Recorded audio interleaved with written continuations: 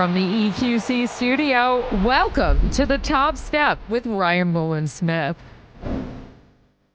How we going, mates? Welcome to the Top Step. It's Ryan Rowland-Smith, and we are inside the EQC studios. I am so excited for the Mariners season to get started. I'm even more excited that the Top Step, it used to be a podcast only. Now it is a full-blown TV show. So let me give you a little background. Now, if you're a fan of the Top Step, you've been listening to the podcast, and I've had Mariners on the show. I've had characters from all over Major League Baseball.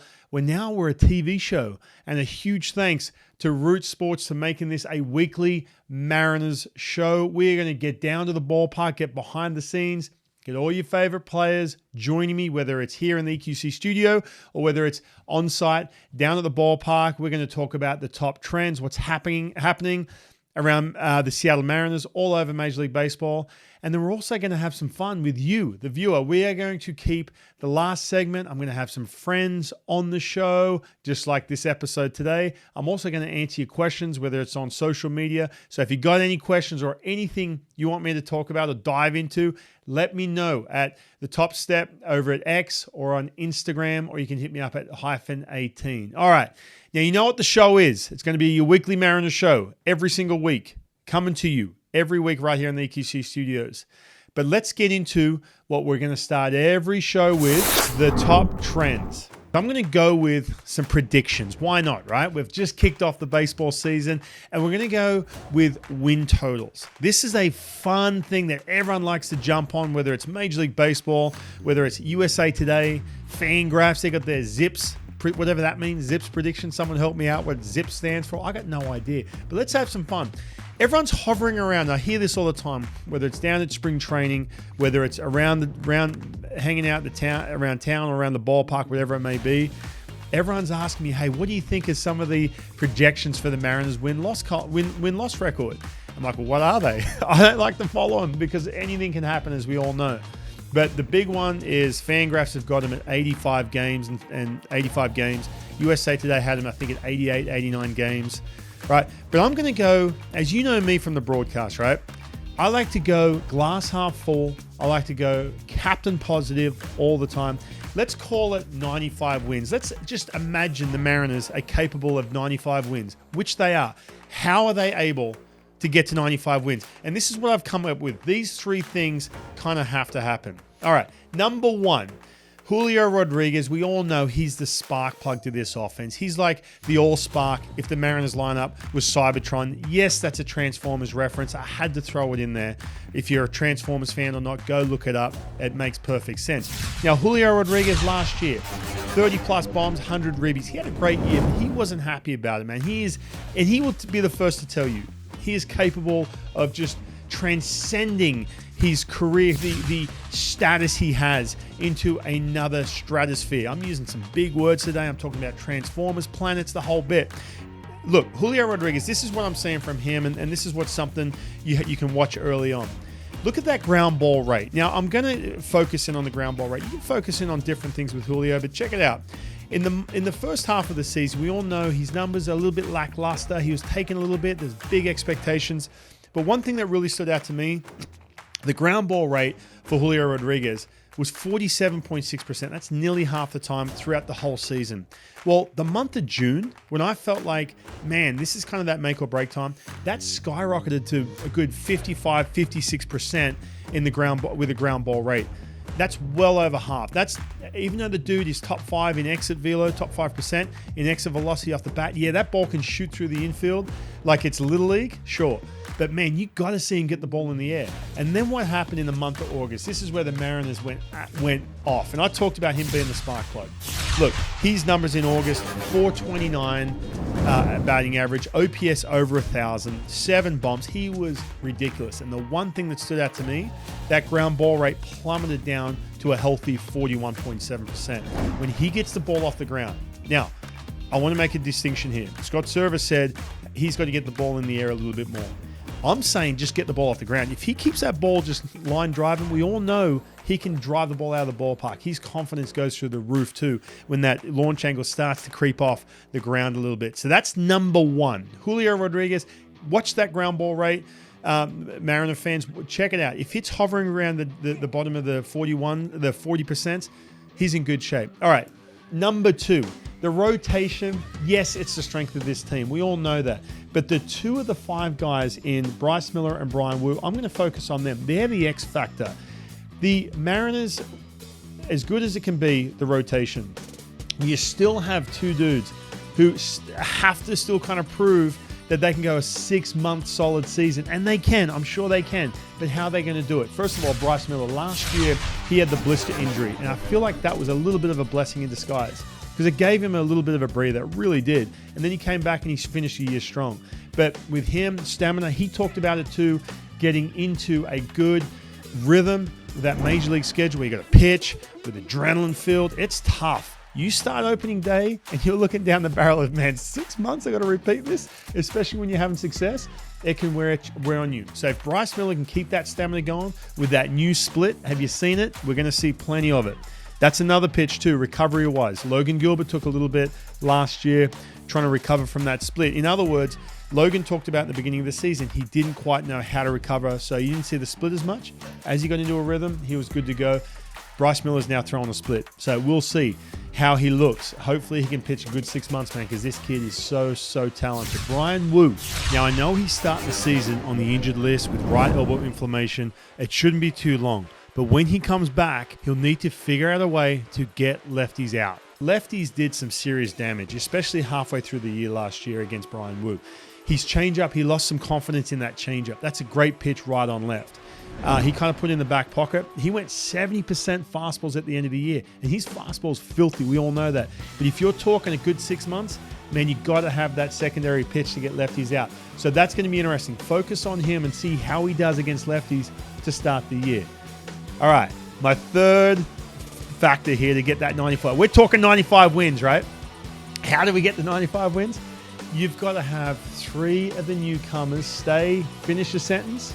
They've got to stay healthy. I'm talking about Mitch Garver. I'm talking about Polanco. I'm talking about Mitch Haniger. 3 of these guys. Last year, they had some injuries. They're on the other side of 30 now. Super talented. I'm so excited and so happy with what happened as this offseason finished up with some of the new additions. I love it. But, man, just keep these guys on the field. Training staff, it's on you. You're the X factor. No, I'm kidding. But if the 3 of these guys can stay healthy, we're talking 90-plus wins. I don't think the upper 80s is going to do it. You're leaving too much to chance. But this team is capable with 3 of those things. All right, coming up, I have a chance to hang out with one of the best players to ever put on a Mariners uniform on top of the dugout, sit down with the King Felix. You notice how he's starting to come back in town? I love this. The Mariners, they do a great job of starting to bring these legends back to town. I get a chance to sit down with Felix, talk about his time in Seattle, all the good stuff. So stick around right here on the Top Step. I live in Tacoma, and I'm all about the action. From making a run at the tables to multiple pay lines on my favorite machines. Game time. The sportsbook is better than being on the 50-yard line or sitting courtside. And I'm here for it. Emerald Queen Casino, the entertainment capital of the Northwest. Guys, please welcome Mariners Hall of Famer, the one, the only, the King Felix. Thank you for having me. Thank you for having me here. I'm freezing. I'm not used to this weather now. Yeah. So, that Miami life got me. Well, you've been popping up more and more, last couple of years, right? Going back to the epic surprise, we had the first pitch, the Mariners' first playoff game for a long time. Out came Felix Hernandez. I want to ask you, kicking off with that, the first time we'd seen you here for a while was that first pitch, the ceremony first pitch.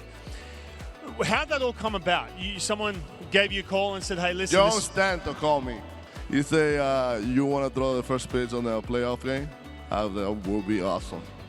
Really? So there was no hesitation? No hesitation. No hesitation? No. Was that a situation you were watching the Mariners, you were paying attention to what they were doing that year? I was watching the guys. I know they were close and they're having a great year. And then going, obviously, last year to Mariners Hall of Fame, coming out, Basically, I love when you came out too, by the way. You know, this is my house. I loved it. This is still my house. Yeah. I mean, that was special, man. That was that day was unbelievable. I'll never forget that day. Well, one of my favorite moments from that day was Adrian Beltre came out. Yeah. He kind of crashed the party. Your good buddy, Adrian Beltre. When he came out, because I watched that clip a couple times, what did he say to you? Gave you a big hug, and what did he say? He said I was not going to miss this. And we just came back from Dubai. So he get back to LA, and I didn't even know he was coming. You didn't know he was coming? No. And he surprised me. That was a good surprise. Obviously, opening day coming around. Everyone's so excited, for opening day. Do you have a certain opening day that sticks out to you, which was a huge memory or your favorite opening day? Yes, I have one. Well, all the 11 opening days that I pitched, it was fun. But the 2007 one, when my mom was in the stand watching me for the first time here, that was pretty special. I remember, I think it was 2006, Daisuke Matsuzaka was making his debut in Boston. And Boston, yes. Sorry about it. Well, guys, some of you younger. It was a great game, man. But you know what? My elbow was in pain that day. Really? Yes. After that start, I went to the IL.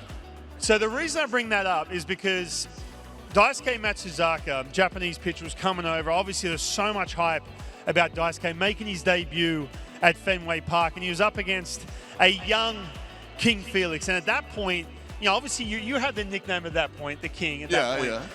But Felix basically just stole the show. It was a nationally televised game. Yes, sir. And he just absolutely. You remember that night? I was like, it ain't gonna happen. It's gonna be my game. So one thing, guys, and for a lot of the Mariner fans, that for me, getting a chance to play with you when you were at your absolute peak, and really when you went from being a younger pitcher, so much obviously physically off the charts, stuff-wise, everything else. I mean, we played with each other back in the minor leagues. Yeah. But I remember, for me, the difference was, and I'm talking 2007, 2008, 2009, those years, the difference was, it wasn't about stuff for me, it was about that presence you had on the mound. I mean, this guy could walk into any place, East Coast, Yankee Stadium, Fenway Park, and it was his house. It really was. Yeah, man. I mean, I love to pitch in those kind of big stadiums, the big scenario. I kind of like the challenge, and I go out there and have fun and do my thing. For you, when did that start? Like, when did you feel like you were that comfortable? Didn't matter where you were pitching. It didn't matter who you were up against. That you were like, you know what? I'm just going to absolutely take control of this game. I mean, it started since 2007. 2005, I was 19 years old. I was just a young boy, throw hard with the breaking ball. And then 2007, I came out with the slider. But 2009, when my career take off, when I started throwing my changeup and I messed it up my break, and that's when my career take off. So you think that changeup was that separated for you 2009? Oh yeah, it made me rich. How'd that come about? Was there another teammate that said, hey, throw it like this? I was just playing around with the grip and started throwing, and I felt comfortable. And I started throwing again, righties, lefty, whatever, and that ball was dropping to the table. It was filthy. We all know that was, like Charlie Furber said, it was a power changeup. It was different, right? And everyone would say too, I remember, they're like, oh, he throws that pitch too hard. It's like, no, it doesn't matter. It doesn't matter. It looks like it was 92 miles an hour, and the ball was dropping. Like, it was like, okay, I'm keeping this. Is that something you got comfortable with in spring training, or as that season got going? I started throwing in spring training and started working on it because I don't have a changeup. I don't have a good changeup. I have my slider, I have my breaking ball, my sinker, but I need something else. Yeah. And I started playing with the grip and came out really good. When you're watching this current team and the starting rotation, you got Logan Gilbert, George Kirby, Luis Castillo. Is there someone you watch that you enjoy watching on this current team? I like watching Castillo. I mean, the way he attacks the hitters, I mean, he throw a lot of strikes. He don't scare on anybody. You're gonna hit me, there you go, hit me. So, I mean, I'm kind of like that, too. So, I'm always trying to attack the hitters. If you want to hit me, you're going to hit me. If you're not going to hit me. We've got some young fans here. You've obviously got kids. What is that biggest piece of advice? Because we have so many pitching gurus out there on social media about trying to throw gas and doing this with a breaking ball. So much information, so many analytics. What's that piece of advice you would give, say, a 12-year-old kid when it comes to pitching? Just keep fighting for your dreams. I mean, if you believe in yourself and you keep for your dreams, and you're always gonna get there. Don't let anybody tell you that you're not gonna be that guy. That's it. And don't look too much computers and analytics stuff. That's why I'm retired. Well, what's your take on that now? I mean, pitching is so different now with all the information. What would your approach have been if you were pitching 2024? I know it's seeped in towards the end of your career, obviously, with the analytics and stuff like that. But what would be your approach if you were pitching 2024? Is that something you would take on, or? No, I'm going out there and compete. I'm not looking at analytics and the scouting report, and you have to pitch like this. No, I'm gonna go out there and I'm gonna trust what I have, and then compete. I love it. Guys, round of applause for Felix. It's so good to see you back. Thank you for having me.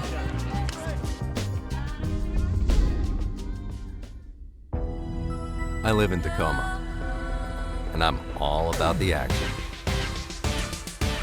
From making a run at the tables to multiple pay lines on my favorite machines. Game time. The sportsbook is better than being on the 50-yard line or sitting courtside. I'm here for it. Emerald Queen Casino, the entertainment capital of the Northwest.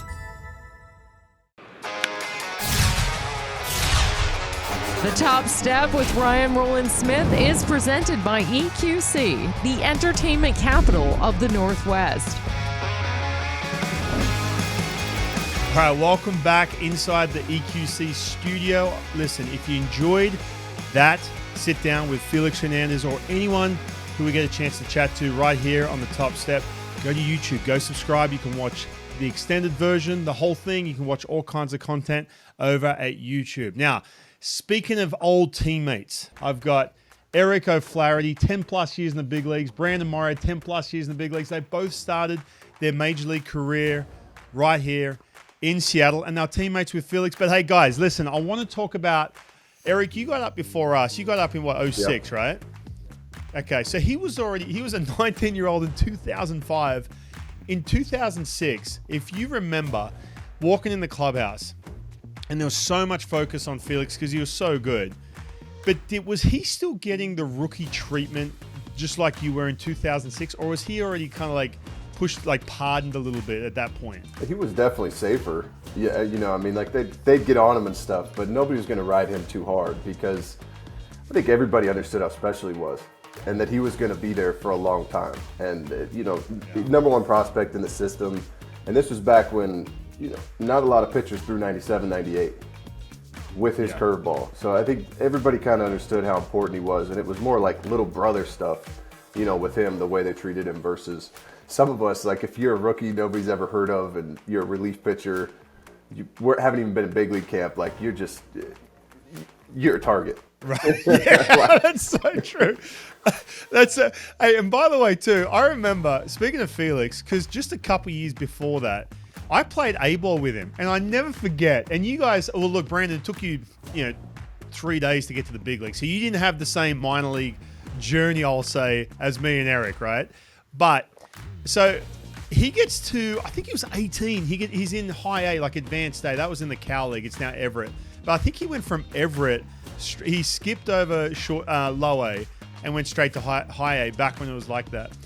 And I remember he makes that team, and you had that like salty coach or those players. Oh, he's too young to be here. Oh, he's going to get owned. And I'm like, no, he's not. It was ridiculous. Like here he is, and he was a kid to me because I'm older than him. Yep.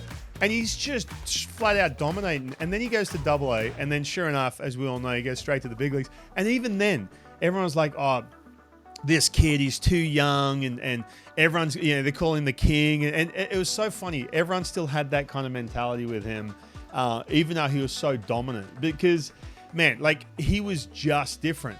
And I know, Eric, you bumped into him for a second, right, in the minor leagues. And then literally a couple years later, you mentioned the fact you were in the big leagues. With him, What was your relationship like with him from the get-go and by the time you left Seattle? You last year in Seattle was 2008. Do you feel like you had a good relationship with Felix?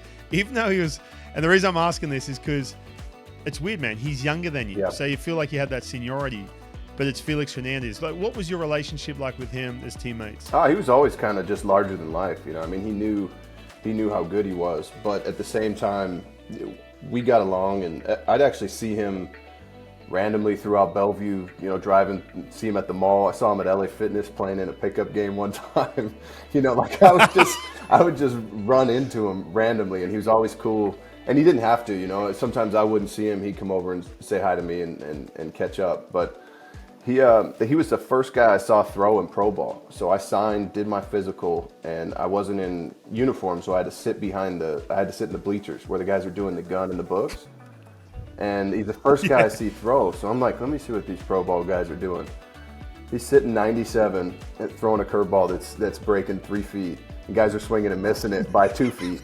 And I watched it, and I called my dad that night, and I was like, if this is what the guys here do, I'm not going to be in this. Like, I have no shot. But luckily, Right. the next couple of days, you get the normal rookie ball games where guys are throwing stuff off the backstop and walking everybody. And I was like, all right, maybe I can make it. Now, Brandon, you came up in 07, well, you made the team in 07. I noticed something, man, with Felix, and you correct me if I'm wrong here, but 2007, I felt like he was, I get it, he's the king, and I felt like he took himself super seriously and like was all business. And then when Carlos Silva, you remember that signing, Carlos Silva in 2008, he rolls in. Now, Carlos Silva, man, he had a terrible time here in Seattle. We all know that, right? And people are probably rolling their eyes. But he did something, I feel like, he just chilled Felix out. I mean, they started being clowns in the dugout, if you remember. Do you feel the same way? Like, do you feel like he was different? He was different with me, man. Like, and again, I went from being in the bullpen, and then you and I, we're in the rotation, so it's a little bit different relationship.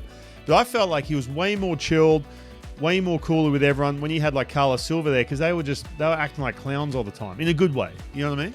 I mean, taking the pressure off him. Just like Carlos came in, he was like Felix's big brother, and he was having such a good time, and then pulling in Felix along with him definitely loosened up the vibe in there. Yeah, no, for sure. I just, it's funny when teammates do that, but he was so different. And Carlos was the man, dude. He was great. He was great with me. I know he was struggling, so he wasn't having a great time, but I just feel like the whole thing you see like with Felix and Beltre, that was kind of like the real version of him. Yeah. And I feel like it kind of started in 2008. You know what I mean? Yeah, definitely. I mean, it takes a while to get comfortable up there, no matter who you are.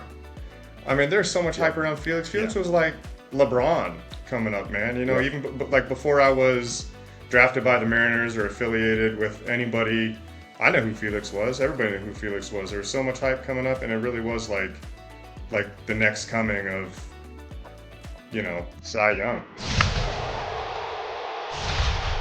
All right, that's all the time we have for this week on The Top Step. Now, if you want to watch the entire interview with Felix Hernandez or the entire chat with Brandon Morrow, Eric O'Flaherty, go to YouTube. Go subscribe. You can check out the full-length version of the interview or all the content we have going on The Top Step. And I appreciate you joining me for this premiere episode. We've got plenty more coming up next week right here on The Top Step.